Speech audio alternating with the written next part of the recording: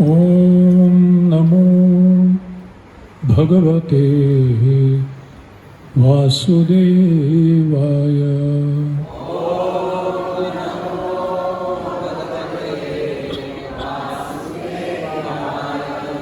ॐ नमो भगवते वासुदेवाय।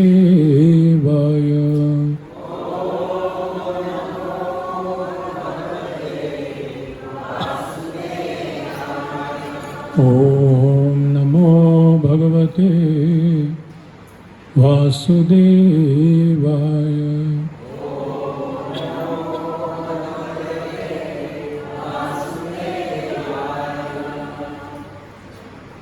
ॐ अज्ञानतिमिरान्धस्य ज्ञानाञ्जनशलाकया चक्षुरुन्मीलितं येन तस्मै श्रीगुरवे नमः। श्रीचैतन्यमनोभीष्टं स्थापितं येन भूतले स्वयं रूपः कदा मह्यं ददाति स्वपदान्ति। वन्देऽहं श्रीगुरोः श्रीयुतापदकमलं श्रीगुरून् वैष्णवांश्च श्रीरूपं साग्रजातं सहगणरघुनाथान्वितं तं सजीवं साद्वैतं सावधूतं परिजनसहितं कृष्णचैतन्यदेवं श्रीराधाकृष्णपादान् सहगणललिता श्रीविशाखान्वितांश्च नमो विष्णुपादाय कृष्णप्रेष्ठाय भूतले श्रीमते भक्तिवेदान्त स्वामीति नामिने। नमस्ते सारस्वती देवे गौरवाणी प्रचारे निर्विशेष शून्यवादी पाश्चात्य देशतारिणे। हे कृष्ण करुणा सिन्धु दीनबन्धु जगत्पते गोपेश गोपिका कान्त राधाकान्त नमोस्तुते। तप्त काञ्चन गौराङ्गी राधे वृन्दावनेश्वरी वृषभानुसुते प्रणमामि हरिप्रिये। वाञ्छाकल्पतरुभ्यश्च कृपासिन्धुभ्यैव च पतितानां पावनेभ्यो वैष्णवेभ्यो नमो। जय श्री कृष्ण चैतन्य प्रभु नित्यानंद श्री अद्वैत गण सदि गौर। हरे कृष्णा कृष्णा कृष्णा हरे हरे राम राम राम हरे हरे। कूजन्तं राम रामेति मधुरं मधुराक्षरम् आरुह्य कविताशाखां वन्दे वाल्मीकिकोकिलम्। वाल्मीके मुनिसिंहस्य कवितावनचारिणः शृण्वन् रामकथानादं को न याति परां गतिम्। अतुलितबलधामं स्वर्णशैलाभदेहं धनुजवनकृशानं ज्ञानिनामग्रगण्यं सकलगुणनिधानं वानराणामधीशं रघुपतिकुलवरदूतं वायुजातं नमामि। गोष्पदीकृतवारीशं मशकीकृतराक्षसं रामायणमहामाला रत्नं वन्दे नीलात्मजम्। अञ्जनानन्दनं देवं जानकीशोकनाशनं कपीशम् अक्षहन्तारं वन्दे लङ्काभयङ्करम्। मनोजवं मारुततुल्यवेगं जितेन्द्रियं बुद्धिमतां वरिष्ठं वातात्मजं वानरयूथमुख्यं श्रीरामदूतं शिरसा नमामि। उल्लङ्घ्य सिन्धोः सलिलं सलीलं यः शोकवह्निं जनकात्मजायाः आदाय तेनैव ददाह लङ्कां नमामि तं प्राञ्जलिराञ्जनेयम्। आञ्जनेयमतिपाटलाननं काञ्चनाद्रिकमनीयविग्रहं पारिजाततरुमूलवासिनं भावयामि पवमाननन्दनं। यत्र यत्र रघुनाथकीर्तनं तत्र तत्र कृतमस्तकाञ्जलिं बाष्पवारि परिपूर्णलोचनं मारुतिं नमत राक्षसान्तकम्। आपदामपहर्तारं दातारं सर्वसम्पदां लोकाभिरामं श्रीरामं भूयो भूयो नमाम्यहम्। रामाय रामभद्राय रामचन्द्राय वेधसे रघुनाथाय नाथाय सीतायाः पतये नमः। वैदेही सहितं सुरद्रुमतले हैमे महामण्टपे मध्ये पुष्पकवासने मणिमये वीरासने सुस्थितम्। अग्रे वाचयति प्रभञ्जनसुते तत्त्वं मुनिभ्यः परं व्याख्यान्तं भरतादिभिः परिवृतं रामं भजे श्यामलं रामं भजे श्यामलम्। Hare Krishna. When the soldiers of Sri Ramchandra, the Vanara Sainya, were trying to fight with the sophisticated, well-equipped and armed soldiers of Sri Lanka, the only thing they had was some rocks that they could get their hands on and some trees that they pulled out. So just to make the scene more rustic, today the management decided to have a rustic looking sound system and the very symbolic saffron represents Hanumanji and the coconut ropes of Sri Lanka represents the local ingredients used to kill the Ravana in our heart by hearing Ram Katha. As Rohinandan Prabhu was expressing, it is also approved in the Srimad Bhagavatam, जहाँ नैमिषारण्य के ऋषिगण कहते हैं वयं तु न वितृप्यामः उत्तम श्लोक विक्रमे यत् शृण्वतां रसज्ञानं स्वादु स्वादु पदे पदे। वयं तु न वितृप्यामः, हम तृप्त नहीं हो रहे उत्तम श्लोक विक्रमे। भगवान उत्तम श्लोक के अलग अलग नाम रूप गुण लीला धाम इत्यादि के वर्णन में कितने बार सुनने के बाद भी हम तृप्त नहीं हो रहे हैं। क्यों? यत् शृण्वताम रसज्ञानम, रसराज हैं, सारे सब रसों के आगार हैं। वो अपने भक्तों के साथ अलग अलग रसों में भी आदान प्रदान करते हैं और इसीलिए यत् शृण्वताम रसज्ञानम स्वादु स्वादु पदे पदे, हर क्षण इसका स्वाद बढ़ता जाता है।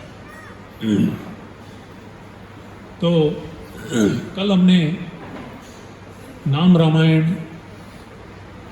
के अयोध्या बालकांड के बारे में संक्षिप्त रूप में थोड़ा विस्तारित किया। आज मैं जो अयोध्या कांड है उसके बारे में थोड़ा चर्चा करके फिर आगे हम लोग कथा शुरू करते हैं। अयोध्या कांड में श्लोक क्रमांक 23 से 34 यानी 11 हाइलाइट्स अगणित गुणगण भूषित राम, अगणित जिसकी गिनी नहीं जा सकती, अगणित गुणगण भूषित राम, इतने सारे गुणों से भूषित है भगवान। भागवत में एक सुंदर श्लोक आता है कि भगवान का नाम अनंत क्यों है। एक नाम अनंत भी है, विष्णु सहस्त्र नाम है, उसमें एक है अनंत। यो वा अनंतस्य गुणान अनंतान अनुक्रमिष्यन् सतु बाल बुद्धि रजांसि भूमेः गणयेत् कथंचित् कालेन न एव अखिल शक्ति धाम्ना। यो वा अनंतस्य गुणान अनंतान अनुक्रमिष्यन्, अगर कोई सोचे कि मैं भगवान के कितने गुण हैं इसको मैं गिनना शुरू करूंगा, यो वा अनंतस्य गुणान अनंत अनुक्रमिष्यन्, उसकी अनुक्रमणिका बनाऊंगा, लिस्ट बाय लिस्ट, इतने सारे गुण है भगवान। सतु बाल बुद्धि, बचपना है वो। जैसे कभी कभी बचपन में हम लोग छत के ऊपर सोते थे गर्मी के दिन में, तो तारे गिनने का प्रयास करते थे और गिनते गिनते सो जाते थे। अच्छा नींद आता, आपको नींद नहीं आता है तो स्लीपिंग टैबलेट लेने की नहीं जरूरत नहीं, तारे गिनना शुरू करो, अपने आप नींद आ जाएगी। You can never count. तो उदाहरण देते हैं, रजांसी भूमेः गणयेत् कथंचित् कालेन। हो सकता है कोई पृथ्वी में कितने धूल के कण हैं वो अगर कोई निश्चय करे कि मैं गिनना चाहता हूं, हो सकता है कोई गिन पाए बाई चांस, मतलब नहीं हो सकता, फिर भी चौपाटी में कितने हम नहीं गिन पाए, एक मुट्ठी में कितने धूल के कण आते हम नहीं गिन पाएंगे। रजांसि भूमेः गणयेत् कथंचित् काले न एव अखिल शक्ति धाम। पर भगवान के गुणों को हम गिन नहीं सकते। तो भगवान के नाम, रूप, गुण, लीला और उनके धाम, उनके भक्त, उनके पार्षद, उनके बारे में सुनने में और कहने में अगर रुचि बढ़ रही है तो हमें समझना चाहिए हम प्रगति कर रहे हैं। ये रुचि जागृत होना भक्ति में प्रगति करने का एक लक्षण है। और अगर ये सुनने में इच्छा नहीं हो रही है, आनंद नहीं मिल रहा है, इसका मतलब बहुत काम बाकी है। अपना गुणगान सुनने में कितना अच्छा लगता है, थकते नहीं हम। और इसीलिए किसी और का सुनना, खास करके भगवान या भगवान से प्रेरित कोई भक्त का सुनना अच्छा नहीं लगे, इसका मतलब बहुत काम बाकी है, हमारे ईर्ष्या के ऊपर काम करना है। तो एक भक्त आई थिंक राधेश्याम प्रभु ने एक बार अच्छा बात बोला, मैं लिख के रखा था। बोले प्रगति हो रहा है कि नहीं, तो बोले ये 5 चीज़ों में आपको आनंद मिल रहा है क्या? देखो, आपको सेवा करने में आनंद मिलता है या सेवा लेने में? एक परीक्षा है। सम्मान देने में आनंद मिलता है या सम्मान लेने में? किसी की देखभाल करने में आनंद मिलता है या देखभाल कराने में? किसी का गुणगान करने में आनंद मिलता है या अपना गुणगान सुनने में? भगवान के ऊपर निर्भर होना अच्छा लगता है कि स्वतंत्र होकर अहंकार विमूढ़ात्मा करता हमिति मन्यते, उस यश को स्वीकार करना, इसमें हमें आनंद लेता है। तो ये एक कुछ दीज आर सम टेस्ट्स जिसके द्वारा हम प्रगति कर रहे हैं या नहीं। और ये रुचि बढ़ती है, बढ़ने के एक ही तरीका है, इसको सुनते रहो बस। रुक्मिणी देवी कहती है, जब पहला प्रेम पत्र लिखती है कृष्ण को, कि जानते हुए कि मेरा बड़ा भाई रुक्मी, मेरा विवाह शिशुपाल से करा रहा है जो कृष्ण का द्वेषी है। हालांकि उन्होंने अपने हृदय को कृष्ण को सौंप दिया था। क्यों लिखती है? सबसे पहले, श्रुत्वा गुणान भुवन सुंदर शृण्वतांते निर्विश्य कर्ण विवरैर हरतोंगतापम रूपम दृशाम दृशिमताम अखिलार्थ लाभम त्वय्यच्युता विशति चित्तम अपत्रपम मे श्रुत्वा गुणान भुवन सुंदर शृण्वतांते। हे प्रभु, श्रुत्वा गुणान, महाराज भीष्मक विदर्भ के राजा के यहाँ बड़े बड़े संत महात्मा आते थे, नारद जी आते थे, कृष्ण का गुणगान करते थे।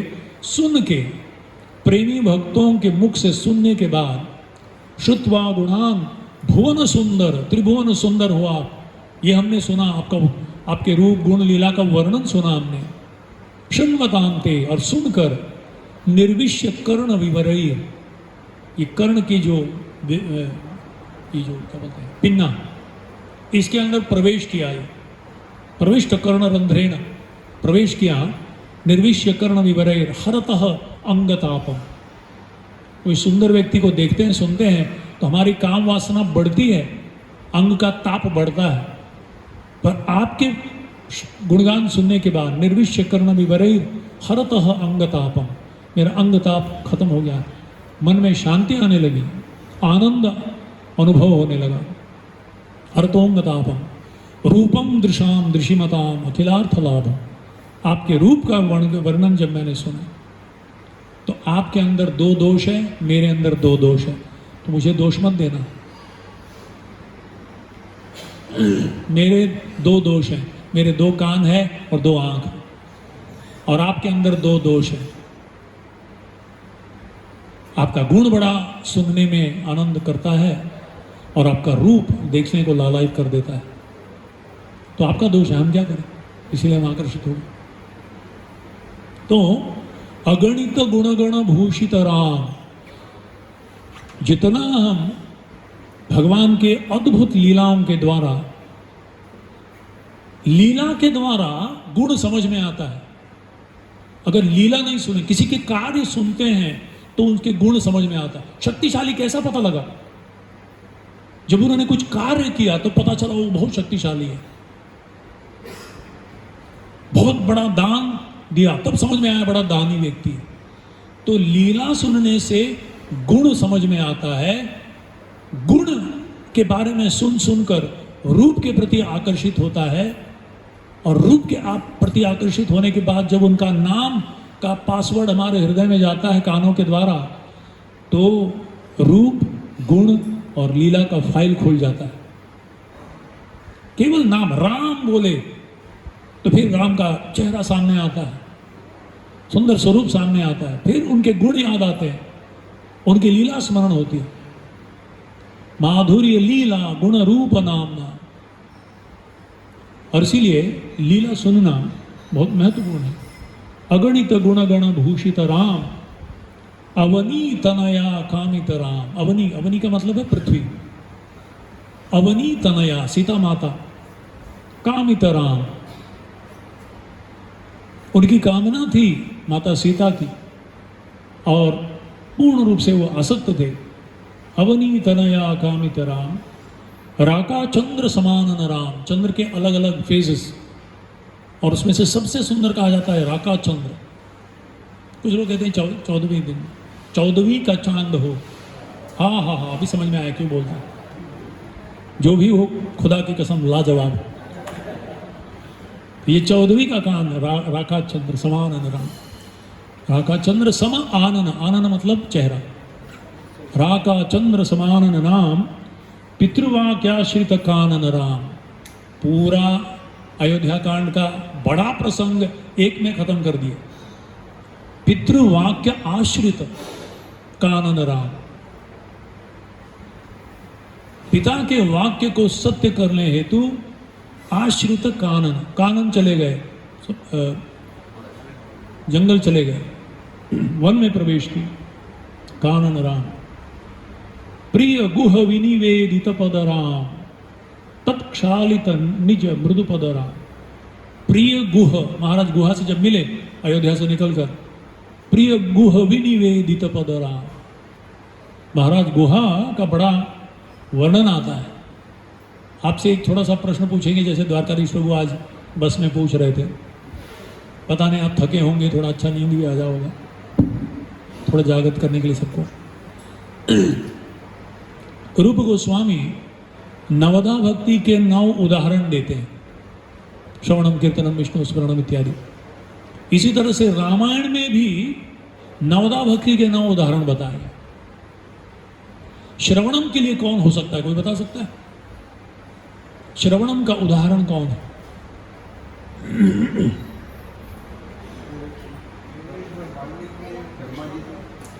वाल्मीकि ने ब्रह्मा जी से नहीं, नारद जी से सुना। लवकुश, प्रहलाद ने रामायण में श्रवण की पराकाष्ठा किसकी है? लक्ष्मण की। क्यों भाई? रामचंद्र जी की खुद की, रामचंद्र जी ने खुद की। उन्होंने बैठ के वो एकाग्रता तब सुना क्योंकि लोग कुछ बोल रहे थे और 28 दिन के लिए बोले।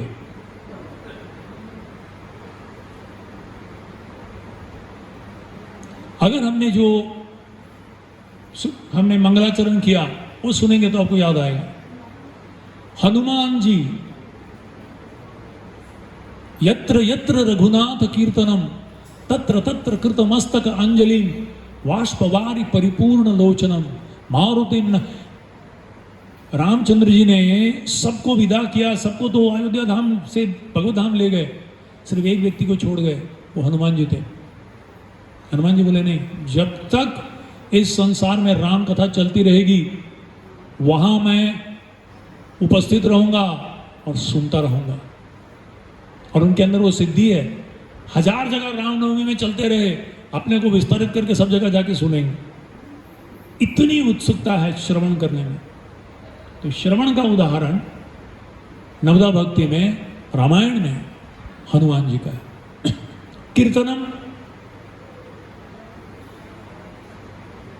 कीर्तनम लवकुश, नारद जी। रामायण में नारद जी का भी प्रसंग तो शुरू करके चलेगा वैसे।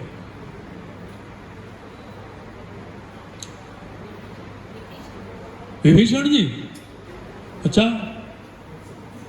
एक्चुअली सबके सब हो सकते हैं, पर खास वाल्मीकि का नाम बताया जाता है। उन्होंने जो रचना की कीर्तन की, आज तक जो जितना भी यहां कीर्तन हो रहा है वाल्मीकि जी का उच्चिष्ट लेके ही हो रहा है। अगर पूरी दुनिया आज रामचंद्र जी के बारे में कुछ जानती है तो क्योंकि वाल्मीकि जी ने कीर्ति गान किया रामायण के द्वारा। और इसीलिए कीर्तनम के उदाहरण, यह पिबम सततम रामचरितामृत सागरम प्राचेत समकल्मषम। यह पिबन कथा, मतलब वो इतना आराम से कथा कर रहे थे, उसका आस्वादन कर रहे थे। अच्छा, स्मरणम विभीषण, हाँ जी, भरत महाराज। क्यों?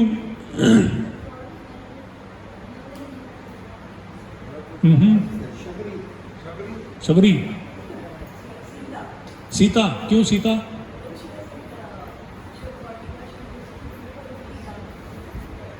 इनको आज एक्स्ट्रा कोई रसगुल्ला मिल रहा है तो एक्स्ट्रा एक स्वीट दिला देना माता जी मेरे नाम से। स्मरणम का उदाहरण सीता जी का। क्यों? क्योंकि जब अग्नि परीक्षा होने को आए तो सीता जी ने कहा, अगर इस 11 महीने के दौरान एक लव मात्र भी अगर मैंने प्रभु रामचंद्र के अलावा किसी और वस्तु, व्यक्ति या परिस्थिति का अगर हमने मैं स्मरण किया हो तो ये अग्नि मुझे जला के राख कर दे। हमको 1.5 घंटा स्मरण करने में कितना मुश्किल होता है। मुंह में राम, बगल में छुरी मुंह से राम नाम निकलता है, हरि नाम, पर मन कहीं और रहता है। स्मरण नहीं होता है, सिर्फ जीवा हिल रहा है, माला हिल रहा है, पर ऐसी स्मरण। इसीलिए वो एक दाना नहीं खाई लंका का। हालांकि कहते हैं कि इंद्र जी ने उनको एक ऐसा खीर भेजा था जिसके कारण, पर जैसे हमारे पूछरी का लौठा बाबा, हट्टे कट्टे एकदम। कैसे? तो राधानाथ स्वामी महाराज एक बार बता रहे, बोले 5000 साल से कुछ नहीं खाए, बोले कृष्ण आएंगे तभी मैं उनके साथ बैठूंगा। बोले हट्टे कट्टे क्यों है? अरे वो एकदम फर्स्ट क्लास मुझे। बोले just by remembrance is being nourished. She was nourished only by full absorption in the remembrance of lord Ram. स्वर्णम का उदाहरण सीता का है। हालांकि बहुत सारे लोग हो सकते हैं, पर खास इसमें दिया जाता है। अर्चनम, भरत पादुका की सेवा की। Good guess. Vibhishan is to worship Ram even they Ram, Ravan और मंडोदरी बोल दिया। हो सकते हैं बहुत सारे, खास करके शबरी का उदाहरण दिया जाता है। पत्रम पुष्पम फलम तोयम यो मे भक्ता प्रेक्षति तदहम भक्ति उपहतम अश्नानि। प्रभु रामचंद्र जी इतनी सरल स्वभाव वाली शबरी, गुरु के निर्देशन को चित्ते ते करियो आज्ञा, बोले आप सेवा करती रहो। हर रोज फूलों से सजाती थी, वो राह देखती थी प्रभु रामचंद्र जी आएंगे, और हर रोज उनकी सेवा की इच्छा से अर्चना होता था, मन ही मन करती थी। और इसीलिए अर्चना में का उदाहरण बड़े प्रेम से सेवा। और प्रभु रामचंद्र जी जब आए तो भी बड़े प्रेम से खिलाई भगवान को। और इसीलिए अर्चना, वंदनम, प्रार्थनाओं के द्वारा उनको खुश करना, गुणगान करना। वंदनम। अभी शायद आप लोग थोड़े निरुत्साहित हो गए कि गैस होता है तो ये सब उड़ा देते हैं। ये आप गैस कर ही नहीं सकते। हाँ, गुहा नहीं, मैं बताता हूं, गुहा का नाम आएगा। कौन से कांड में है वो बताओ। चलो अरण्य कांड में है, केवट नहीं,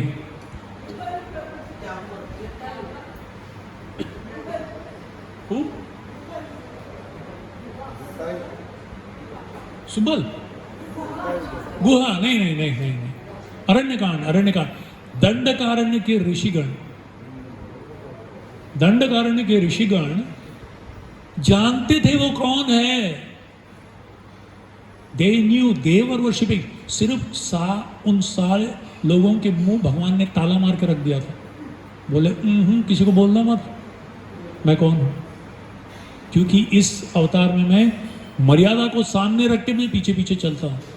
कृष्ण मर्यादा को पीछे रख के वो सामने गए। ये अंतर है। मर्यादा पुरुषोत्तम बोले नहीं, मैं मनुष्य बन के आया, मनुष्य जैसा रहूंगा, आप मुंह मत खोलना। पर ऋषिगण सब, चाहे वो सर्वभंग हो, सुतीक्ष्ण हो, चाहे वो अगस्त्य ऋषि हो, जानते थे आप।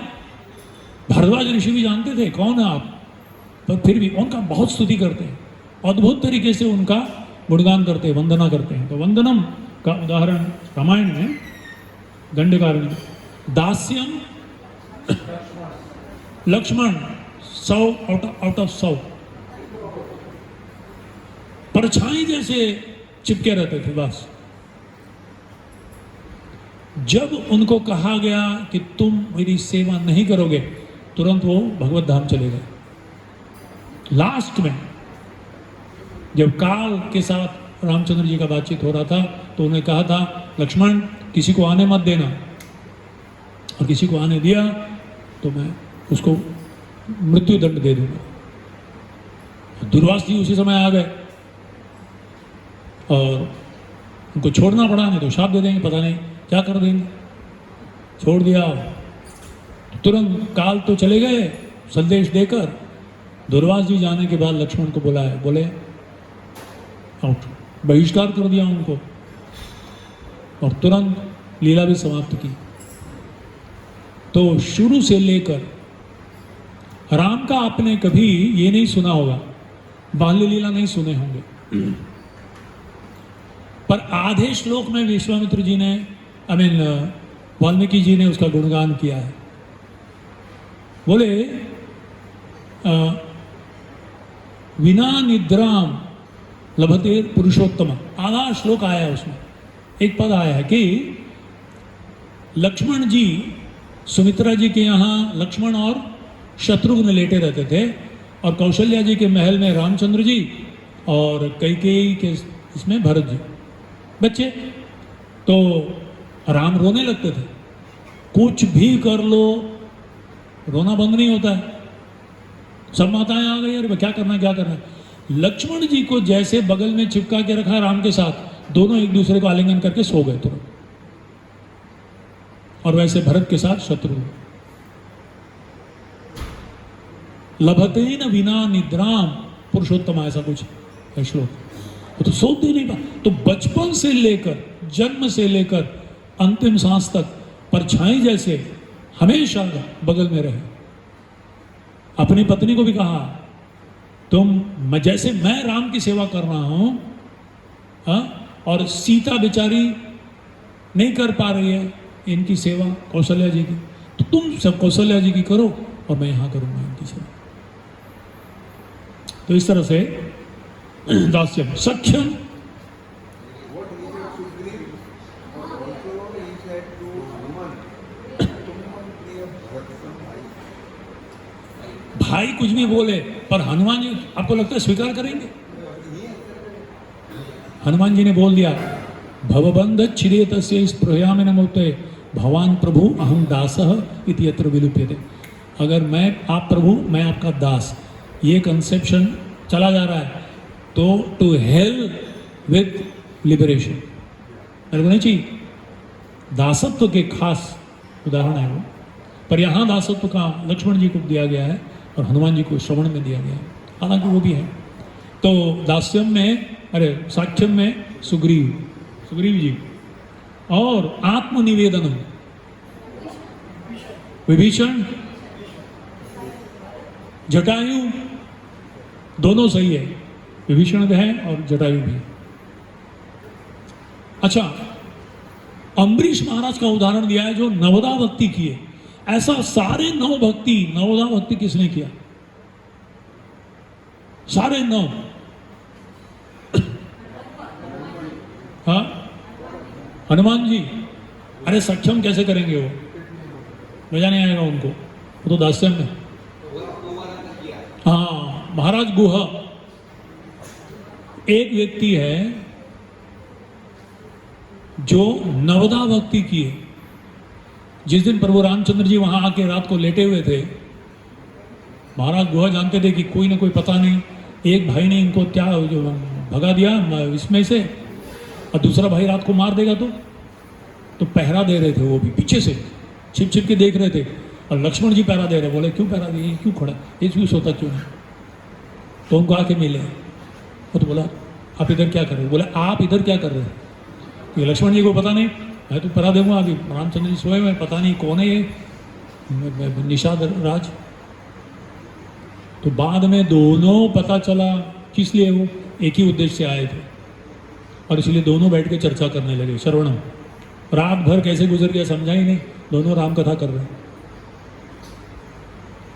कीर्तनम, जब भरत जी आए उनको ढूंढने के लिए, महाराज गुहा पहले पूछे अरे भाई तू क्यों आया इधर? बाद में जब पता चला बोलने लगे, ऐसे कीर्तन करने लगे, भरत जी की आंखों में आंसू आ रहे थे, बोलते जा रहे थे। यहाँ भरत जी, यहाँ रामचंद्र जी लेटे थे, यहाँ उन्होंने किया, यहाँ वो किया, इतने गुणगान करने लगे, रुक नहीं पाए वो। भरत जी सो नहीं पाए, रात भर चर्चा करते रहे। लक्ष्मण जी से सुनते रहे, भरत को सुनाते रहे। स्मरणम, हमेशा स्मरण करते रहे। पाद सेवनम, अरे शरणागति क्या, पूरा अर्पण कर दिए। बोले 14 साल तक मेरे राजा, आप राजा बनो, मैं आपका सेवक बन के रहूंगा। तुरंत उन्होंने शरणागत हो गए। तो इस तरह से प्रिय गुह विनिवेदित पद राम तत् प्रक्षालित निज पद Ram.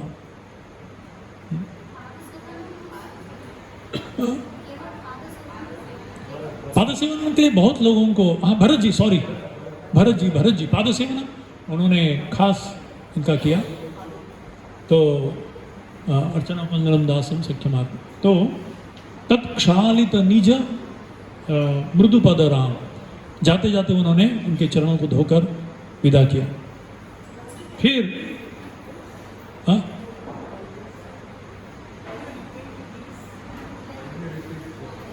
You can refer to the notes.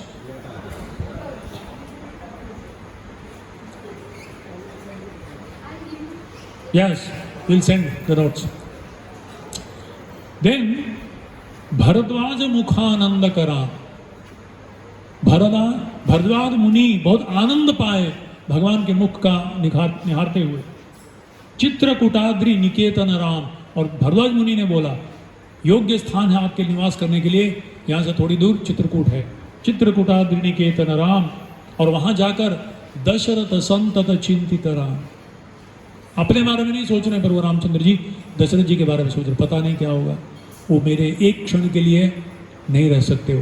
प्रभु जी रामचंद्र जब वापस आए तो वो कह रहे थे कि हे माते, हम लोग चर्चा करेंगे, एक चीज मैं आपका ऋणी हूं कि आपने मुझे बहुत कुछ सिखाया, आपके कारण मैं बहुत कुछ सीखा, और उनमें से एक है चित्तना मेरे पिता मेरे से प्रेम करते हैं कि कुछ ही दिनों में वो चल बसे, मेरे विरह में रह नहीं पाए।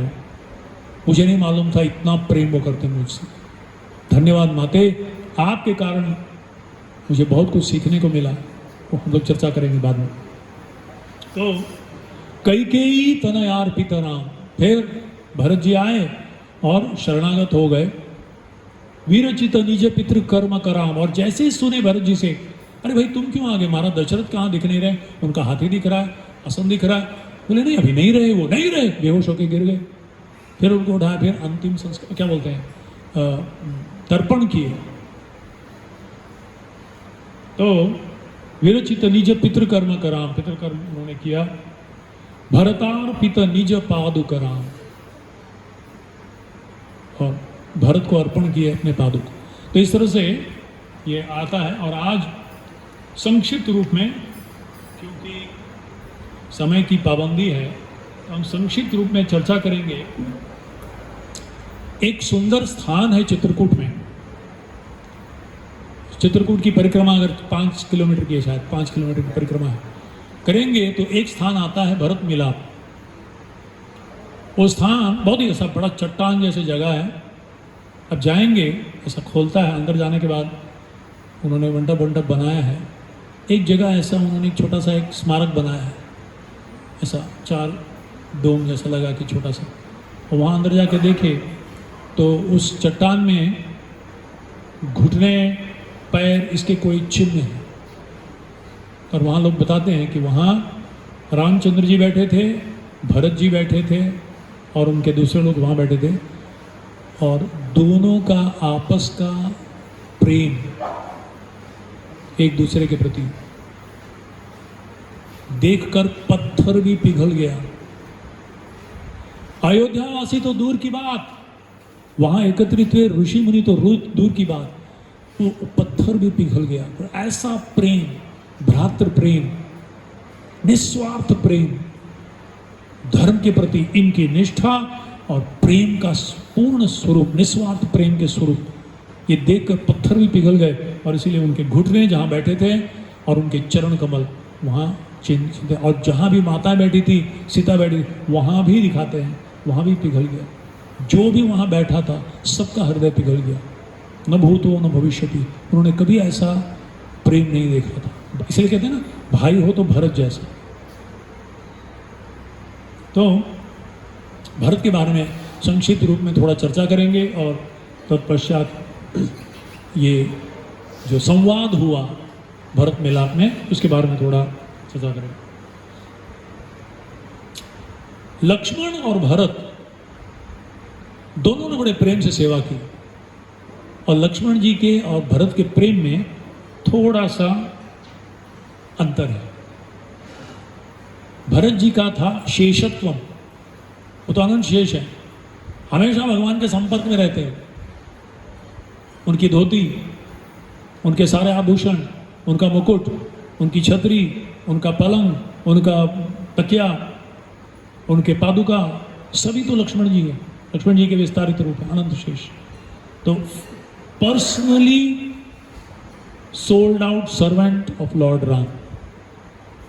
उस सेवा के स्वरूप लक्ष्मण जी हैं।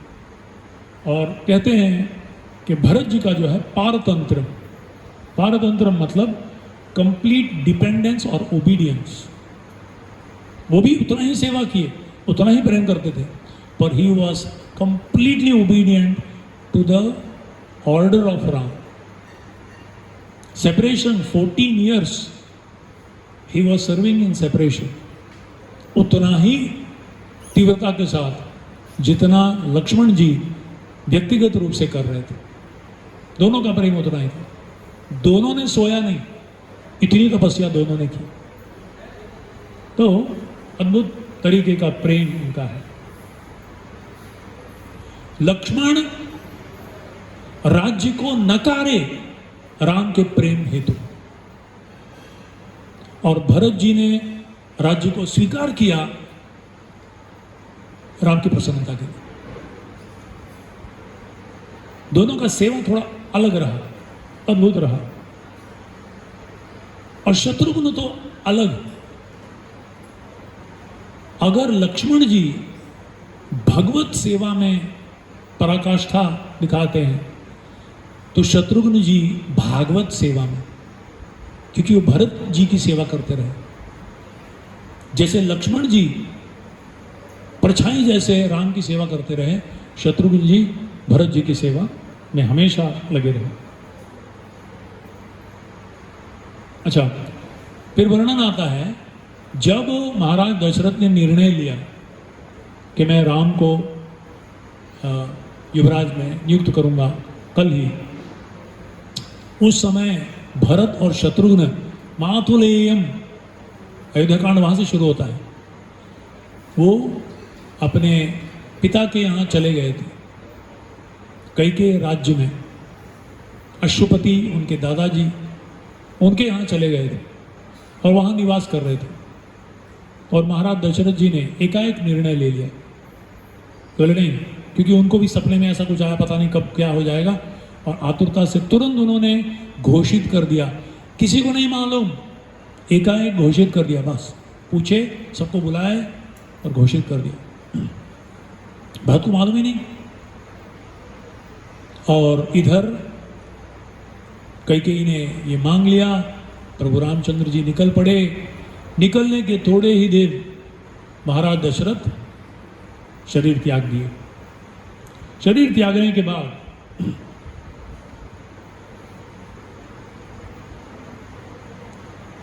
भरत जी को अभी बुलाना है, क्योंकि कैकेयी ने मांगा था ये दो वचन, एक राम का 14 साल वनवास और भरत को राजा बनाना। और इसीलिए जब महाराज दशरथ गुजर गए तो उनको एक बड़े तेल के इसमें रखकर उनके शरीर को, क्योंकि अंतिम क्रिया करने वाले राम और लक्ष्मण चले गए और शत्रुघ्न और भरत तो उधर है, कोई नहीं था उस समय, चारों में पुत्रों में से कोई नहीं था उस समय, बिलखते हुए गुजर गए। तो अभी भरत के लिए संदेश भेजा गया। तो भरत को वशिष्ठ जी ने क्या किया, भरत का जो प्रेम है वो अलग यहाँ नजर आता है, बहुत अद्भुत तरीके से समझ में आता है। तो जब अयोध्या में अब राजा की जरूरत पड़ गई, क्योंकि राम वनवास चले गए, दशरथ शरीर त्याग दिए और भरत बाहर कहीं है, तो तुरंत भरत के लिए संदेश भेजा गया। पर जानते हुए वशिष्ठ जी भरत को जितना जानते थे उसकी माता कैकेयी नहीं जान पाई। भरत जी, वशिष्ठ जी जानते थे, हालांकि उनके हृदय में भी थोड़ा संशय था, पर जानते थे कि भरत का स्वभाव क्या है, और इसीलिए अश्वपति के यहाँ हैं तो भरत को एक संदेश भेजे। क्या भेजे? पुरोहितस्त्वां कुशलम प्राह सर्वे च मंत्रिणः त्वमार त्वरमाणश्च निर्याहि कृत्यम अत्यांतिकम त्वया। बस इतने ही भेजे। बोले 4 लोगों को लिए, बोले घोड़े पे जाओ, फटाफट जाओ, 3 दिन के अंदर पहुंच जाओ तुम लोग, और जाके इनको संदेश इतना ही दो, कुमार पुरोहित जी तथा समस्त मंत्रियों ने आपसे कुशल मंगल कहा है, इतना ही बोलो बस। आपसे कुशल मंगल कहा है, अब आप यहाँ से शीघ्र ही चलिए, अयोध्या में आपसे अत्यंत आवश्यक कार्य है। Full stop. क्या हुआ? कुछ नहीं, फिर से वही दोहराओ। वो टूटा हुआ रिकॉर्ड होता है ना, ग्रामोफोन रिकॉर्ड, बालमा तू बड़ा ओ है। हमारे बचपन में ये यहाँ हम लोग उड़ीसा में रहते थे, तो उड़ीसा में ऐसा बड़ा दीवार था, दीवार में फोटो दिखाए क्या पिक्चर दिखाते थे, लोग ईंट लेके बैठ जाते थे अपना अपना, और 1 घंटा पहले वो ग्रामोफोन रिकॉर्ड हो करता था बचपन में मेरा। वो ग्रामोफोन रिकॉर्ड रख के ताला मार के वो चला गया था, चाय वाय पीने चला गया, और वो ग्रामोफोन रिकॉर्ड अटक गया और बड़ा भोंपू लगा हुआ है, पूरा कॉलोनी सुन रही है। कदमों को सिर के झुका बालमा तू बड़ा ओ है, बालमा तू बड़ा ओ है, बालमा तू बड़ा ओ। 108 बार हो गया, 1008 बार हो गया। मेरी मम्मी बोलती है वो क्या चिल्ला रहा है, बंद कर, बालमा का विष्णु सहस्त्र नाम हो रहा है। तो मैं गया तो देखा ताला मार के चला गया, वो घूम रहा है वैसे। तो वशिष्ठ जी ने उनको बोला था बस इतना ही बोलो, ये श्लोक बोलो, अब बोला कुछ क्या हुआ, बस इतना, आप जल्दी चलो जल्दी चलो बस। तो बोल दिए, और लगा, भरत जी को लगा, क्योंकि उसी के पिछले रात को भरत जी को एक बहुत ही अजीब सपना आया उनके। उन्होंने देखा और उनके केस जो हैं बिखरे हुए हैं और उनके चेहरे को ढक गए हैं, और एक गोबर का एक क्या बोलते हैं पूल, और उसमें वो तैर रहे हैं और वो तेल पी रहे हैं और जोर जोर से ठहाका मार के हंस रहे हैं, और पूरे शरीर में तेल लगाया हुआ है। और उन्होंने एक हाथी बगल में देखा जिसका दांत टूटा हुआ है, और वो भात और तिल ये दोनों को खा रहे हैं। हाँ? तो ये स्थिति देखकर दशरथ अब ये समझ गए कि इसके 3 ही कारण हो सकते हैं, या राम को, या दशरथ जी को, या मुझको, इन तीनों में से किसी की मृत्यु होने वाली। ये ऐसा लक्षण जो मैं देखा हूं कि इनमें से किसी का मृत्यु होने वाला है। तो इसीलिए बहुत ही विचलित थे, सुबह उठे और बहुत ही विचलित थे, और उसी समय इन लोगों का आना हो गया। पूछने लगे पर इन लोग तो कुछ बोलते नहीं। तो फिर वहाँ से विदा लिए, सेना वेना बहुत सारे, अशोपति ने तो उनको भर भर के उपहार दिए ले जाने के लिए, वापस इतने महीने के लिए आए थे, चलो जाते वक्त कुछ उपहार ले जाओ। तो भरत जी कुछ दूर तक सेना के साथ आए और बाद में सेना को दूर में रखे बोले तुम आप आराम से आओ, मैं निकलता हूँ, क्योंकि मैं समझता हूँ कि बहुत महत्वपूर्ण चीज़ है।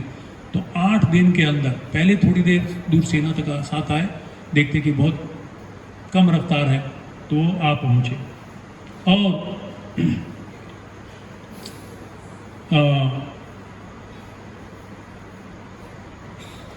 ऐसे बहुत सारे वर्णन है, तो निष्कर्ष पे ये आ गए। और जैसे वो 8वें दिन सुबह, संदेश देने के 8वें दिन सुबह अयोध्या में प्रवेश किए, तो उन्होंने देखा कि पूरे अयोध्या में कुछ अमंगल, जहां भी देखो अमंगल चिन्ह नजर आ रहे थे। कहते हैं निमित्त ज्ञान, कहते हैं थ्रू अंडरस्टैंडिंग एक्टिविटीज और थिंग्स थ्रू साइंस, निमित्त ज्ञान कहते हैं उसको। तो देख रहे थे कि कोई अयोध्या में कहीं यज्ञ की आहुति नहीं दी जा रही है, कुछ हमेशा लोग बातचीत कर रहे हैं, गा रहे हैं, गान पान, कुछ नहीं हो रहा है। और गुरु और चंदन का हमेशा हर घर से इस तरह से अद्भुत सुगंध निकलता था, और गंध निकलता, वो भी नहीं हो रहा है। चिड़िया भी चहचहा नहीं रही है, किसी के घर के ऊपर ध्वज नहीं फहरा रहा है, किसी मंदिर में पूजा नहीं हुआ है दिनों तक, और सबका चेहरा, और जैसे वो भरत को देखते थे सब मुड़ जाते थे, घर में प्रवेश कर लेते कि मतलब किसी से पूछने भी चाहे तो सब तुरंत मुंह मोड़ के चले जा रहे थे। भरत को समझ में नहीं आया, तो ये देखकर सीधे वो अपने पिता के महल में गए। पिता में महल में जाकर देखते तो कोई है ही नहीं वहां। तो उन्हें मालूम है, अगर पिता, देखिए भरत जी इतने अच्छे तरह से जानते हैं, हर एक का स्वभाव अच्छी तरह से जानते हैं, माताओं का, अपनी खुद की माता का भी और महाराज दशरथ का भी। सीधा कैकेयी के पास गए, उनको मालूम था अगर यहां नहीं है तो वहां होंगे। तो सबसे कम उम्र की थी, बहुत ही सुंदर थी। महाराज दशरथ की एक दुर्बलता थी कि स्वाभाविक रूप से उन्हें आकर्षित होते, वो वहीं जाते थे। तो सीधे गए वहां और देखा नहीं है, माता को जाकर पूछते हैं, और माता तो सोने के आसन पे एकदम बैठी हुई है, फर्स्ट क्लास, एक पैर पे दूसरे पैर रखकर बैठी हुई है और उछल कर खड़ी होती है, बड़े संतुष्ट होकर, बेटा तू आ गया, स्वागत है स्वागत है स्वागत है, ये खुशी से स्वागत कर रही है। जब से वो मंत्रा के संग में आई, अभी तक उसका हृदय इतना ही कठोर था बस, और उसकी इच्छा वही थी। तो बड़े उछल के उठे, और बार बार जब भरत जी ने पूछा तो उसने कहा कि बेटा जहां एक न एक दिन सबको जाना है वहां तुम्हारे पिता चले गए। ऐसे आप बोल रही है जैसे हो गया, बस आगे आगे की बातें करते। भरत तुरंत बेहोश होकर गिर गया ये सुनकर कि क्या मेरे पिता अब नहीं रहे। तत्पश्चात बहुत ही बिलक बिलक कर रोने लगे वो, और तत्पश्चात उन्होंने पूछा कि माते सिर्फ एक चीज बताओ, मुझे एक चीज बताओ, उनके अंतिम शब्द क्या थे, मेरे पिता के अंतिम शब्द क्या थे। तो बोले बेटा वो तो राम लक्ष्मण सीते, बस इन्हीं का नाम ले रहे थे। क्या नाम ले रहे थे? वो लोग सामने नहीं थे। बोले नहीं वो सामने नहीं थे। बोले क्या कह रही हो, वो कहां थे? नहीं बेटा राम को तो बहिष्कार कर दिया गया है 14 साल के। क्या? एक के ऊपर एक मानो वज्र का प्रहार हो रहा है भरत के ऊपर। एक तो पिता गुजर गए, दूसरी माता इस तरह से बोल रही है, तीसरा बोलते हैं राम नहीं थे उस समय, मृत्यु के समय में, और भी बोल रहे हैं कि 14 साल वनवास। बोले मेरे राम ने ऐसा कौन सा काम किया माते जिससे महाराज ने उनको बहिष्कार किया 14 साल वनवास? ऐसा कौन सा कार्य किया? पूरा लिस्ट बताते, ऐसा कुछ किया क्या उन्होंने? ऐसा कुछ किया जितना मैं जानता हूं राम को कभी ऐसा नहीं कर सकते। बोले ऐसा क्या क्या कार्य किया उन्होंने? नहीं नहीं नहीं कुछ नहीं, मैंने 2 वर मांगा था, पूरा कहानी सुनाई बड़े आराम आराम से। तब तक वो अपनी ही मानो एक हिप्नोटिक व्यक्ति को भूत जैसा बड़बड़ करता रहता है, ऐसे बड़बड़ा रही थी वो, अपनी ही दुनिया में थी तब तक। मंत्रा का जो रचा हुआ मंत्र का प्रभाव अब तक था, उस भूत को उतारने का काम भरत जी ने किया। तो बोले कहां थे? और तुम बताए, और जैसे ही और बताए बेटा ये राज्य मैंने तेरे लिए, handing on A golden platter, तेरे लिए निष्कंटक राज्य मैंने दिलाया है बेटा। इस तरह से बोल रही है भरत जी को। एक बड़ा सुंदर श्लोक सुनाता हूं, ये भरत जी के मुख से निकला हुआ श्लोक है। जब ये लोग आते हैं ना संदेश देने के लिए, तो पूछते हैं, भरत जी पूछते हैं आर्याम च धर्म निरता धर्मज्ञा धर्मवादिनी। अपनी कौशल्या माता को संबोधित करते हुए कहते हैं आर्या च धर्म निरता, धर्म में निरत रहने वाली, धर्म को जानने वाली, धर्मज्ञा, धर्मवादिनी, धर्मपरायण, अरोगा चापी कौशल्या माता रामस्य धीमतः। कौशल्या माता कैसी है? फिर सुमित्रा जी के बारे में पूछते हैं, कहते हैं कच्चित सुमित्रा धर्मज्ञा जननी लक्ष्मणस्य या शत्रुघ्नस्य वीर्यस्य किम च मध्यमा, वो कैसी है? और जब अपनी माता के बारे में पूछते हैं, कैकेयी ने देश में ही। आत्मकामा सदा चंडी क्रोधना प्राज्ञमानिनी अरोगा चापि दे माता कैकेयी की मुवाच। क्लियरली कहते हैं आत्मकामा फोकस्ड ऑन सेल्फ इंटरेस्ट, आत्मकामा सदा चंडी, चंडी मतलब स्टब्बन, एक बार अड़ गई मला पाहिजेच, बस कुछ भी हो जाए मुझे चाहिए, सदा चंडी क्रोधना हमेशा इजी टू गेट एंग्री, प्राज्ञमानिनी thinking herself to be knowing everything. हालांकि ये सब थे उसके गुण है, बड़ी she was very innocent, she could easily become vulnerable to that association. Manthara को मालूम था, मंथरा ने जो काम किया आज के पॉलिटिशियंस और आज की मीडिया करती है, फर्स्ट इंफॉर्मेशन देते हैं, सही इंफॉर्मेशन। इंफॉर्मेशन क्या है? भरत को भेज दिया तभी आके अनाउंस किया ना, भरत के आने के बाद करना था, नहीं किया। दूसरा, भरत को इनविटेशन नहीं भेजा। जनक महाराज और कैकेयी देश को महाराज दशरथ ने इनविटेशन नहीं भेजा, उसका कारण अलग है, नहीं भेजा वो। बाद में प्रभु रामचंद्र जी बताते हैं भरत को क्यों नहीं भेजा था, उनको भय था और इसीलिए उन्होंने इन दोनों को। तो कैकेयी मंथरा वही बोलती है, देखो इनविटेशन उधर नहीं भेजा, उनको भेज दिया। अब मैं कहती हूँ क्यों, उसका परपोर्ट बाद में अपना एजेंडा डालती हूँ। बोली इसलिए अब तू समझती है कि दशरथ महाराज तेरे को प्रेम करते हैं, 24 घंटे तेरे साथ रहते हैं, ये इतना बड़ा निर्णय लिया, तुझे बताया क्या उन्होंने? पूरी अयोध्या षड्यंत्र रच रही है, तू इतनी नादान है, तू कुछ नहीं समझती। ज्ञातिदासी, विश्वामित्र वाल्मीकि मुनि कहते हैं ये मंथरा जो थी अयोध्या की नहीं थी, वो कहाँ की थी? दूर देश की थी, इटली की नहीं थी, दूसरी जगह की। अयोध्या में थी पर उसका मन अयोध्या में नहीं था, कहीं और था।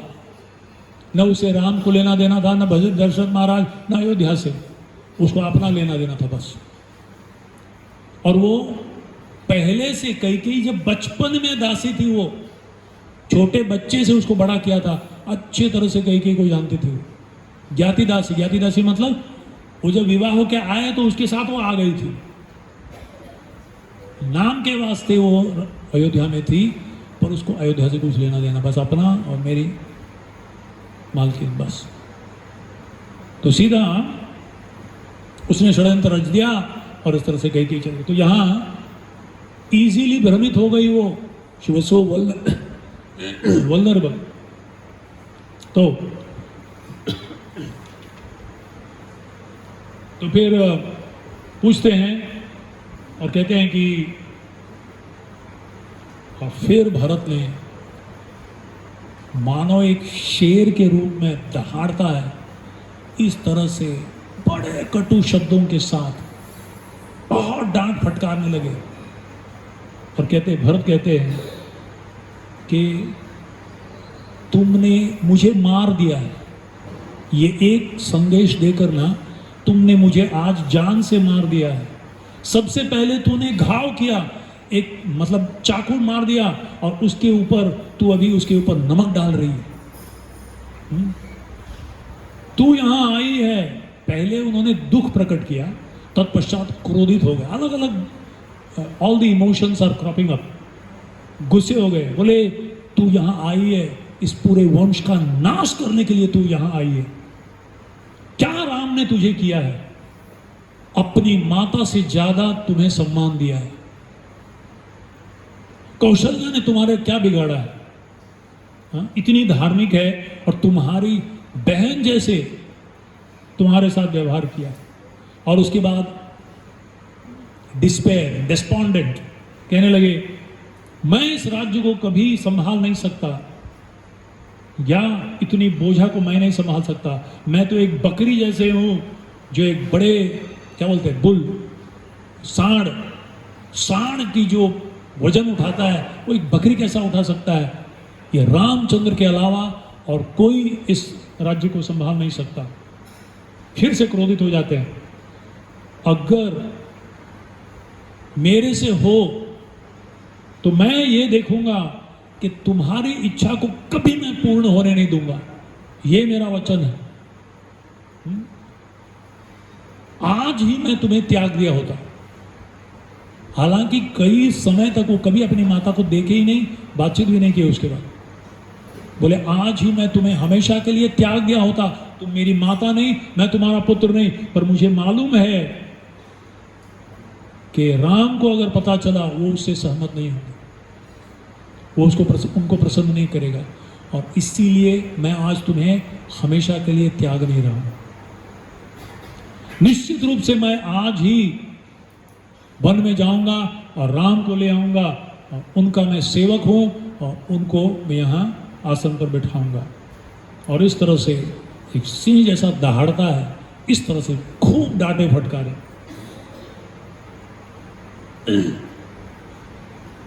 तत्पश्चात भरत निश्चय किए कि मैं अभी सीधा नहीं, पहले कौशल्या जी के पास गए, कौशल्या जी के पास गए उसके बाद। और जैसे भरत गए तो माता कौशल्या कहती है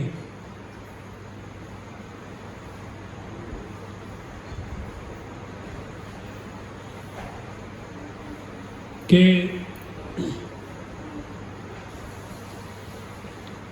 बेटा तुम्हारी इच्छा तो पूर्ण हो गई ना, अभी तो तुम बहुत खुश हो गए। हाँ, तुम्हारा जो एक बीच में कांटा था, निष्कंटक राज्य तुम्हें मिल गया, फिर रोने लगती हो। बोले राम ने तुम्हारा क्या किया था? अरे मैंने तुम्हारा क्या किया था? तुम लेते, ठीक है तुम लेते, राज्य को लेते, पर उसे क्यों भेज दिया? एक काम करो, मुझे भी भेज दो, मुझे लाके छोड़ के आ जाऊंगा। फिर से मतलब अभी क्या समझाएं भरत जी, सब लोग उनके ऊपर संशय कर रहे हैं। माता और बेटा दोनों मिलके षड्यंत्र रचे। तो फिर उनको बहुत ही समझाते हैं। समझाने के बाद हाँ कहते हैं, इदम ते राज्य कामस्य राज्यम प्राप्तम अकंटकम। अभी निष्कंटक तुम्हें राज्य मिल गया। संप्राप्तम बत कैकेय्या शीघ्र क्रूरेण कर्मणा। बड़े क्रूर से बेटा तूने कर दिया ये काम, इतना तो नहीं करना था। ठीक है तू राज्य लेता, पर उसे क्यों भेज दिया? मेरा इकलौता बेटा, अब मेरे प्रभु भी नहीं रहे और तुम भी उसे ले गए, इस तरह से। और फिर भरत जी का उत्तर, पहले तो वो बेहोश होकर गिर जाते हैं कि ये क्या हो रहा है, और फिर उठ के कहते हैं कि माते एक मरे हुए सांप के ऊपर आप एक क्या बोलते हैं, मूसल लेके उसको और मार रही हो। एक ऑलरेडी मरा हुआ सांप है, उसके ऊपर आप प्रहार कर रही हो। और फिर भरत 50 श्लोकों में कहते हैं, अगर इस राम के वनवास भेजने में और मेरे यहाँ राज्य प्राप्त करने का जो निवेदन किया गया था, इसके पीछे अगर लेश मात्र भी मैं जवाबदार हूं, तो मुझे वो पाप लगे जो इसको लगता है, मुझे वो पाप लगे जो उसको लगता। ऐसा पूरा 50 चीज बोलने लगते हैं। उसके द्वारा पता चलता है कि क्या क्या पाप है। मैं शॉक रह गया। मतलब कल्चरल, सांस्कृतिक रामायण में देखने को मिलता है।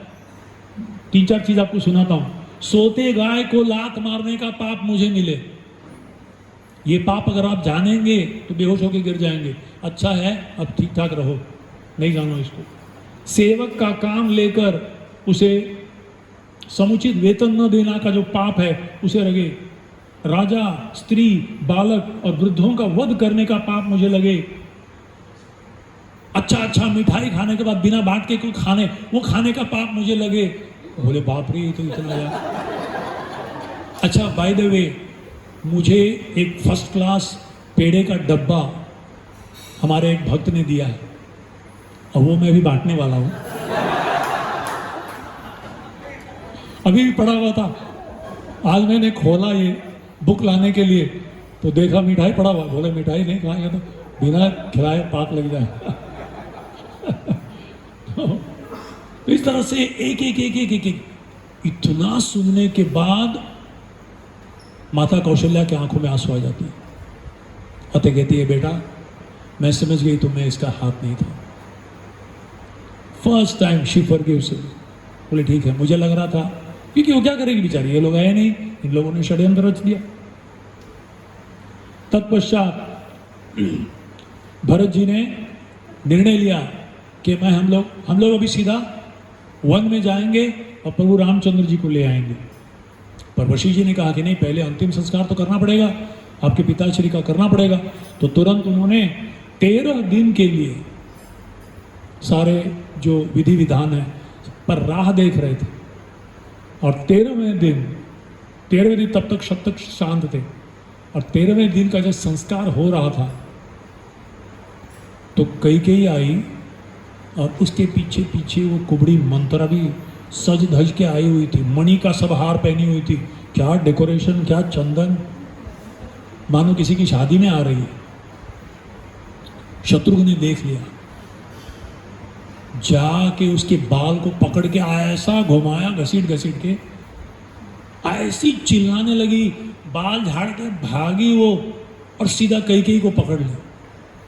अब शत्रुघ्न छोड़े थोड़ी, वो भाग। बाद में कैकेयी ने जाके भरत को बोला इसे रोको, ये मार डालेगा इसे।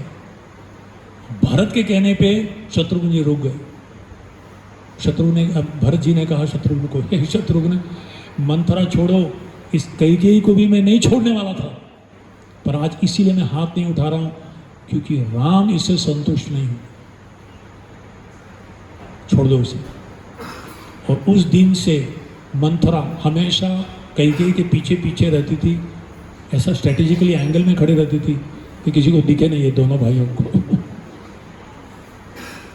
तो तत्पश्चात भरत जी ने सारे मंत्रियों को बुलाया और कह दिया कि नहीं, भरत जी को बुलाया सारे मंत्रियों ने सभा में और कहा कि देखो दशरथ महाराज जी का ये आज्ञा है, उनकी इच्छा है।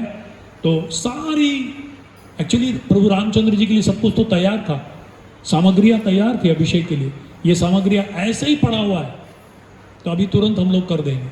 13 दिन हो गया है, अभी करेंगे। तो तुरंत भरत जी ने कहा, उसका परिक्रमा किए उस सारे सामग्रियों का करके, सीधे वशिष्ठ जी की चेहरा देख कर कहे कि गुरुजी, इतिहास में आपने कभी ऐसा सुना है, आपने कभी ऐसा किया है कि एक बड़े भाई के होते हुए छोटे भाई को राज्य दिया गया हो? मैं राम को वापस लाऊंगा वन में जाकर, और मैं 14 साल के लिए जाऊंगा, मैं वन में जाऊंगा, और ये सारे अभिषेक की सामग्री राम के ले आके राम का अभिषेक इधर ही हुआ होगा। कभी मैं अपनी मां की इच्छा को पूर्ण होने नहीं दूंगा, स्पष्ट बता दिया भरत जी ने।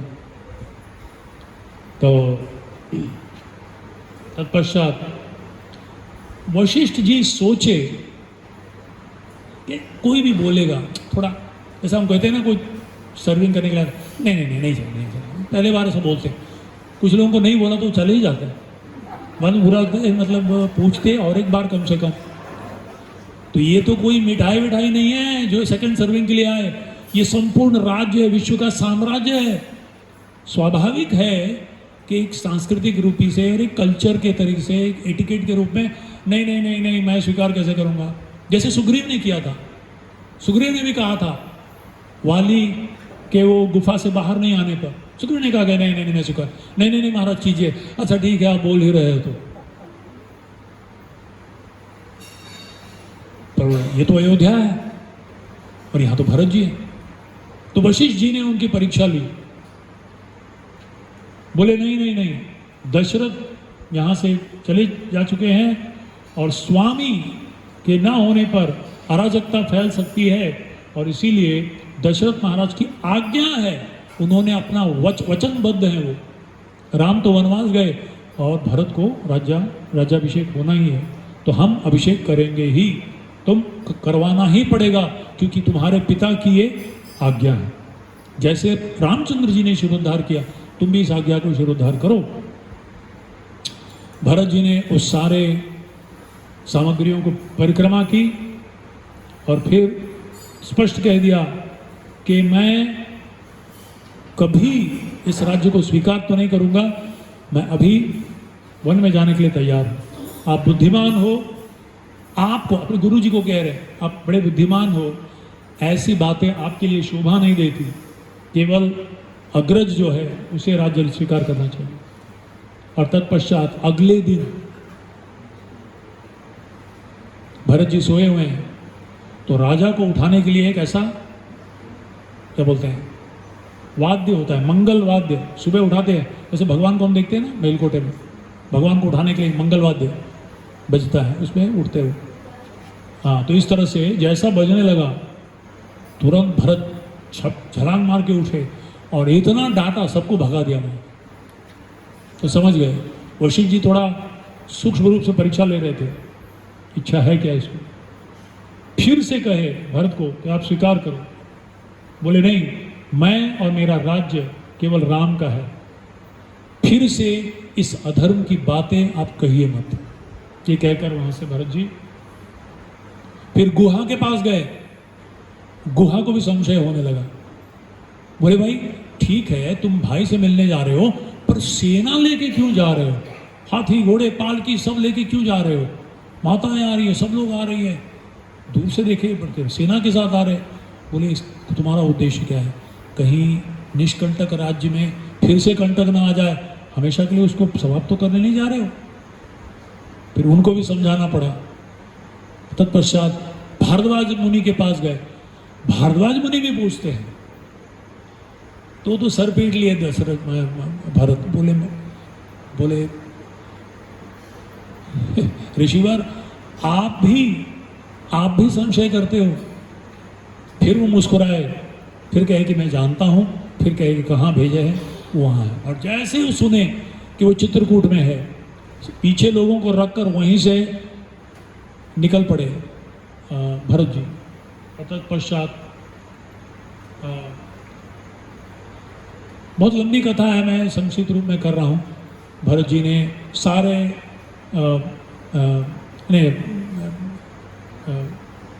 भरत जी की सारी सेना को उस दिन अच्छे से खिलाए, पर भरत जी एक ही व्यक्ति थे जो कुछ नहीं खाए। और अगले दिन आसन दिया राजा का, तो चामर लेके उसको डुलाने लगे, पर बैठे नहीं, उसके पास बैठ गए।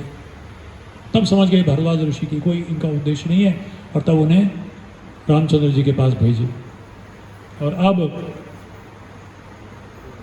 फिर वहां पहुंचे, दूर से लक्ष्मण पहरा दे रहा था, साल वृक्ष के ऊपर बैठा हुआ, देखा कि हाथी आ रहा है, महाराज दशरथ का हाथी आ रहा है।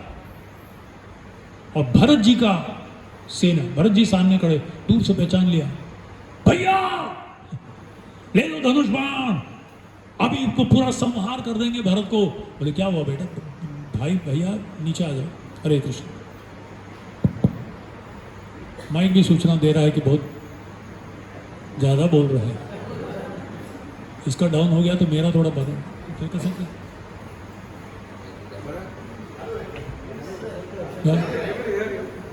No, I had to shout. It is not the same. Anyway, तब तक मैं बोलता रहूँगा। तो बोलते हैं भैया निश्चित रूप से ये हमें मतलब समाप्त करने आ रहा है, तुम भी धनुष बाण ले लो, कोई चिंता नहीं, मैं अकेला ही काफ़ी हूँ इसको संपूर्ण सेना को संहार करने के लिए। और तत्पश्चात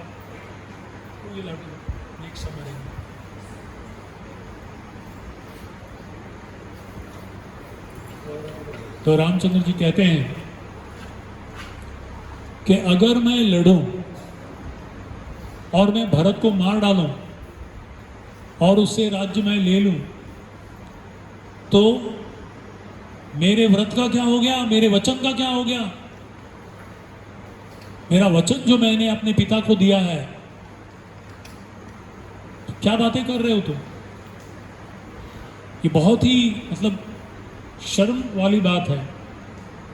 और ऐसा धन जो अपने रिश्तेदारों को मार कर लिया जाता है, वो तो ऐसा है, तुम ऐसे खाना खा रहे हो जिसके अंदर विष भरा हुआ है। केवल अगर मैं ये 4 पुरुषार्थ कर रहा हूं मेरे जीवन में, तो इसका एक ही उद्देश्य है कि तुम भाइयों के लिए मैं कर रहा हूं, नहीं तो मुझे करने की कोई इच्छा नहीं है। निश्चित रूप से मुझे विश्वास है कि भरत मुझे बुलाने के लिए आया है, और तुम जो शब्द भी भरत के विरुद्ध करोगे वो मेरे विरुद्ध करोगे। तुम क्यों इतना द्वेष करते हो भरत से? इसके अंदर मुझे एक ही लग रहा है कि शायद तुम्हें इच्छा है राज्य संभालने की। मैं तुम्हें विश्वास दिलाता हूं कि भरत को मैं कहूंगा वो तुम्हें राज्य दे देगा। राम को इतना विश्वास है, ऐसा नहीं है लक्ष्मण को कम है, पर राम से ज्यादा प्रेम है।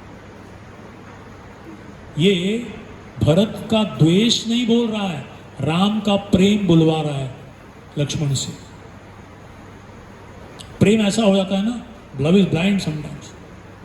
सामने कोई भी आया तो उसको, गाय भी अगर बछड़ा देने के बाद जो व्यक्ति गाय का देखभाल करता है वो अगर पास आ गया तो उसको सींग मारती है। ऐसा नहीं कि द्वेष करती है, बच्चे से प्रेम है। तो इस तरह से अभी एक्चुअली भरत मिलाप शुरू होने वाला है। क्या करें, कल शुरू करें? क्योंकि ये बड़ा महत्वपूर्ण प्रसंग है, ये बहुत ही सूक्ष्म और अच्छा सुंदर प्रसंग है। कल आधा ये और आधा अरण्य कांड ले लेंगे, क्योंकि आप मुझे देख रहे हो। मैं सोने की संभावना नहीं है क्योंकि मैं प्रवचन दे रहा हूँ, पर मैं यहाँ से देख रहा हूँ बहुत आंखें पूर्ण रूप से समाधि में गई, और आज पूरा दिन ट्रैवलिंग हुआ। अगर मैं प्रवचन नहीं देता होता और वहां बैठा होता तो निश्चय मैं भी सो गया होता।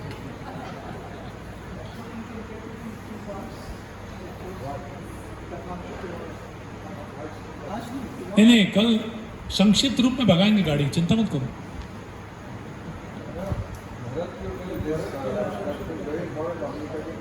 यस, तो यहाँ भरत आए हैं, सारे अभी संशय दूर हो गए। अब भरत जी का मिलाप होगा, और इसके बाद जो एक चीज बोल के मैं यहाँ समाप्त कर दूंगा। ये मैं अभी चर्चा नहीं करूंगा विस्तारित रूप से रामायण के आधार पर मैंने टीवी में जो रामायण देखा था उसका प्रसंग जो मुझे पहली बार, मैं 2 बार रोया एक्चुअली। एक बार महाभारत में भीष्म के प्रसंग में, और दूसरी बार ये सीन देख। वो हरे कृष्णा जप नहीं कर रहा था उस समय, फिर भी मैंने रोया, बोला वाह, actually I cried.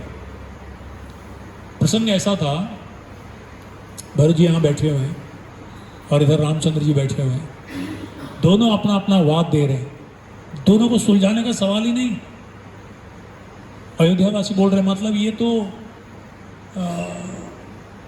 World cup finals, अंतिम मतलब बॉल तक ये समझ में नहीं आ रहा है कि कौन जीतेगा। ये चौका मार दिया तो जीत जाएंगे, अगर 3 रन भी किए तो हार जाएंगे, एंड लास्ट बॉल, ऐसा चल रहा है दोनों का। प्रभु रामचंद्र जी, भरत जी जब अपना वाद रखते हैं तो सब कहते हैं वाह वाह, अभी तो राम को स्वीकार। और राम जैसे एक विरोध वाद देते हैं तो बोलते अरे भाई ये तो सही है यार, सही। फिर भरत जी दूसरा वाद, या फिर राम जी ठाक कुश्ती में जैसा पलट देते हैं ना, ऐसा जो भी पट डालो उसके विरुद्ध में एक डाल दो। अंत में यहाँ का नहीं है, टीवी का बता रहा हूँ, जनक महाराज वहां आ जाते हैं। ऐसे टीवी में बताया, जनक महाराज आते हैं तो बोले इनको बनाते हैं हम लोग मिडिल पर्सन, जज बनाते भाई। और राम कहते हैं ombudsman, I will mediator.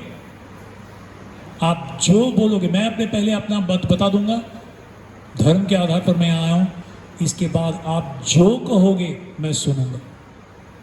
Bharat कहता है मैं भी अपनी बात बताऊंगा, आप जो कहोगे मैं सुनूंगा। सब बोले आए चलो अभी डिसीजन तो कम से कम होगा, ये तो चल ही जाता रहा, कुछ हो नहीं रहा था। और दोनों जब अपना मत रखते हैं तो जनक महाराज भी थोड़ा विचलित हो जाते हैं। वो बोलते हैं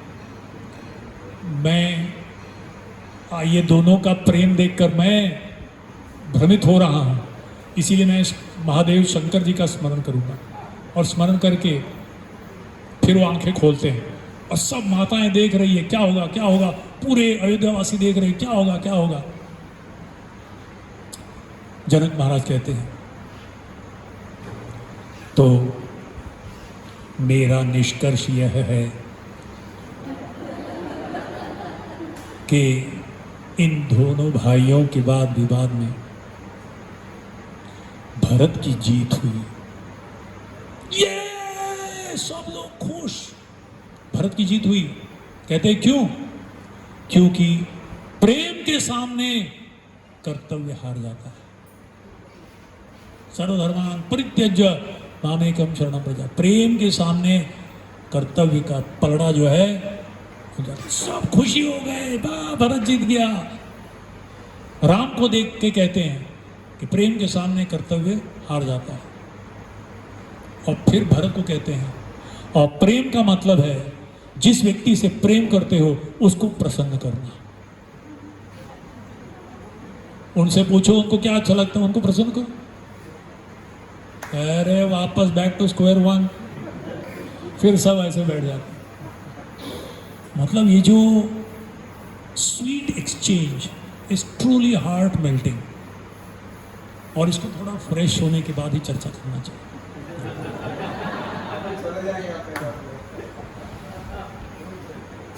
बोलो प्रभु रामचंद्र की जय, सीताराम लक्ष्मण हनुमान की जय, गौर प्रेमानंदी। धन्यवाद। हरे कृष्ण।